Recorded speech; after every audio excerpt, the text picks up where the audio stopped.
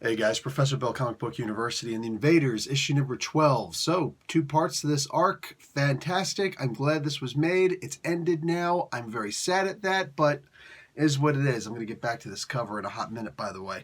Let's get talking about who made this book. Then we'll talk about the book itself. This is the Invaders, Dead in the Water. Writer is Chip Zdarsky. The artists are Carlos Magno and Butch Juice. Color art by Alex Guimarães. Letters by VC's Travis Lanham. The cover is by Butch Juice, Romulo Friaro Jr. I told you I'm going to get back to that. Graphic designer is Carlos Lau. This was a genuinely fun book. You get to see the beginning of, well, not the beginning, but like right before the Avengers starts. You know what I'm saying? The Avengers comic book, the original one, issue 4 more specifically.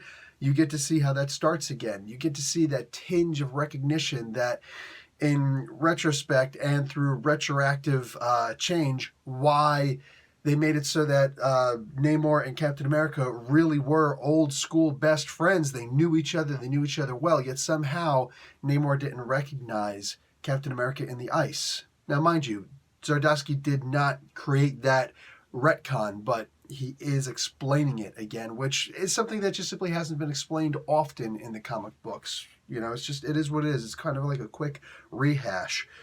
We get the Invaders going into, with Namor going in to try and finish this battle. What do you call it? Macan and the Serpent Crown. They're trying to finish what they'd started. You know, for a final issue that had so much left, including this entire final battle to resolve, it's actually handled really well. Like, this isn't even a double-sized or, extra money final issue, man. This is just simply a single comic book that resolves a final battle all in itself. That's pretty cool, man. Like, this could have been an event as far as I'm concerned, but it's fantastic. Alex Guimarães, man. Ooh, look at these guys. Look at these guys. Magno, Juice, all these guys. Oh, my God. Everything on this double-page spread just pops. Granted, we could be silly with the art. There was one scene right at the very beginning which had me laughing a little bit, and it didn't give me high hopes for the art, because I'm looking at this as like, wow, Spitfire's looking particularly perky today. Man, if she looks down, she's going to get her eyes poked out.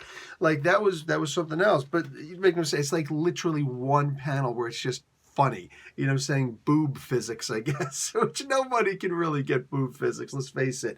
But then you got like the Thing over here. Why would Chip Zdarsky have Spider-Man and the Thing in this comic book? Of all, they don't have anybody else in this comic book besides the Invaders. Why would he do? Oh, maybe because like that's just what he does. But oh my God, this page is poster worthy. If you're going to be if you are an Invaders fan, that's the page you want, man. Damn, that is gorgeous. But Namor versus his own people. Gee, how many times have we seen that before, right? Absolutely gorgeous, gorgeous, gorgeous. They even have the moment where Namor goes after Captain America because he gets mind control. And it's like, oh, crap, tell me that is not how this comic book is going to end. Don't worry. Don't worry, Chip's got you covered. This is a story, probably more than anything else. All 12 of these issues, realistically, how Iron Man never got it. He just never got it. He's like, why don't you, that's it. Namor's going too far. We need to kill him. We need to take him out. Well, I'm glad that Tony Stark is not really the leader of the Avengers. Not really. And even when he did get that leadership mantle passed to him, because the Avengers actually rotated it in the past, nobody really took him that damn seriously. It's like, oh, yep, sure, we'll follow you until you do something stupid, and then we're going to put you in your damn place because you're a jackass, This is what I'm talking about. It's great when a character can be saved. And Namor is one of those characters that I think so many of us really want to be saved, while at the same time they want him to be that character. He's just so pushy. He's just so out there, He may be the original mutant who, retroactively is a mutant, technically. But much like Apocalypse, he's just that mutant that's old school, and yet, oh man, is he a hero? Is he a villain? I don't know. What do we need for the story? But this is a story about friendship. This is a story about friendship. The friends that you can make during war.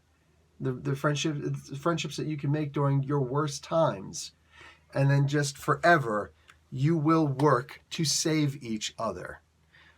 And yes, the feeling is mutual between these two. You know, one of the big travesties in comic books is that we don't get enough Captain America and Namor stories. We really just don't. And I'm glad that we got one. I'm glad that we got 12 issues of that. This is essentially a blessing. And it also goes to show you, like, the crap that people go through in war. The idea that some people, they're not going to be the same after war. You look at this guy here, man. Jim Hammond. This guy, he didn't start the comic book like this.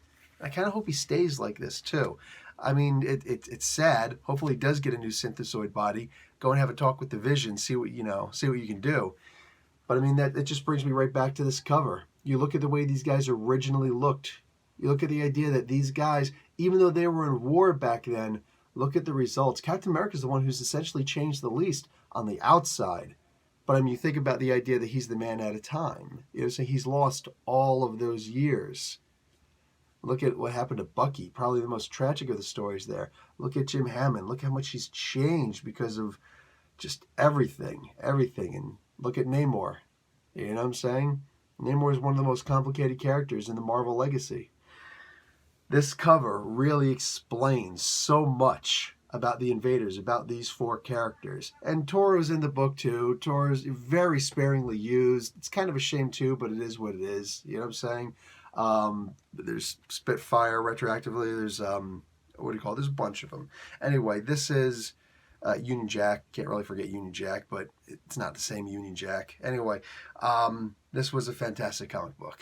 I genuinely enjoyed these two arcs, this run. I'm telling you, man, you see this name right up on top. Any of these names, you know that's going to be good. But you see that top name, you see Zardaski on a comic book, you should know by now, just pick it up. I don't care what it says, I don't care what it's about, pick it up. Maybe it'll be the suckiest thing in the world, but there's a damn good chance it's going to be one of those memorable things that you see in comic books. That's really all I got. Professor Bill, Comic Book University. Class dismissed.